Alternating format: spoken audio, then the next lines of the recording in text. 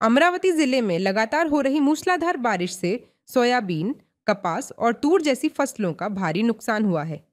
हालात का जायजा लेने पहुंची कांग्रेस नेत्री यशोमती ठाकुर ने तिवसा तहसील में खेतों का दौरा किया और किसानों से मुलाकात की। इस दौरान उन्होंने अमरावती के पालक मंत्री चंद्रशेखर बावनकुले पर तीखा हमला बोलते हुए कहा कि बॉयस, आप पालक मंत्री हैं तो जनता की चिंता कीजिए, केवल उत्सव में शामिल होने से काम नहीं चलेगा। अमरावती जिले में हो रही लगातार मूसलाधार बारिश से किसानों की फसलों को भारी नुकसान हुआ है। सोयाबीन, कपास और तूर जैसी फसलें बर्बाद हो गई हैं।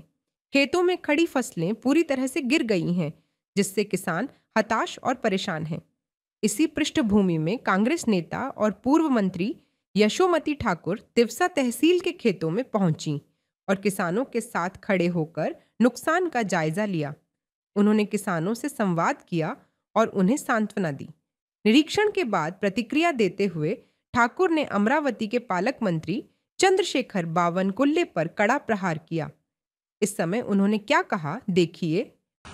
या मागच्या 2 दिवसांमध्ये तिवसा तालुक्यामध्ये आणि अमरावती जिल्ह्यामध्ये आणि महाराष्ट्रामध्ये मुख्य ठिकाणी मोठ्या प्रमाणात पाऊस झाला। अतिवृष्टी काही ठिकाणी झाली। भिवापूर तलाव फुटलेला आहे आणि ती जर भिंत फुटली तर 2-3 गावं त्या ठिकाणी पाण्याखाली येतील। गोट्याचा तलाव देखील त्या ठिकाणी खूप डेंजरस सिच्युएशनमध्ये आहे आणि वर्ह्यामध्ये हे जे नाले आहेत हे इतके ओव्हरफ्लो झालेले आहेत आणि मोठ्या प्रमाणामध्ये इथे शेतीचं नदीच्या काठी आणि आजूबाजूला देखील मोठ्या प्रमाणामध्ये नुकसान झालेलं आहे। सरकारने याची नोंद घेतली पाहिजे आणि पंचनामे करण्यासाठी ताबडतोब आदेश दिले पाहिजे, असं माझं मत आहे। पालकमंत्री येतात, बावनकुळे साहेब तिथे काय दहीहंडी, नाच गाणे हे सगळं करतात, साधं कलेक्टरला विचारत पण नाही आणि समोरे चालले जातात। तर ह्या सगळ्या गोष्टी कशा काय सहन करायच्या?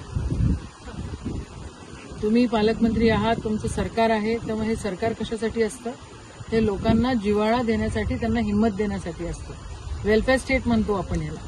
पण तुम्ही यायचं, डायरेक्ट तिथे जायचं, दहीहंडी फोडायची, तिथे अजून काय काय तमाशे करायचे, वोट चोरीला काय काय, वोट चोरी करूनच तुम्ही लोक सत्तेत आलेले आहात, हे आता सिद्ध झालेलं आहे। पण आता आहात पालकमंत्री तर करा की काळजी थोडीशी लोकांची पण।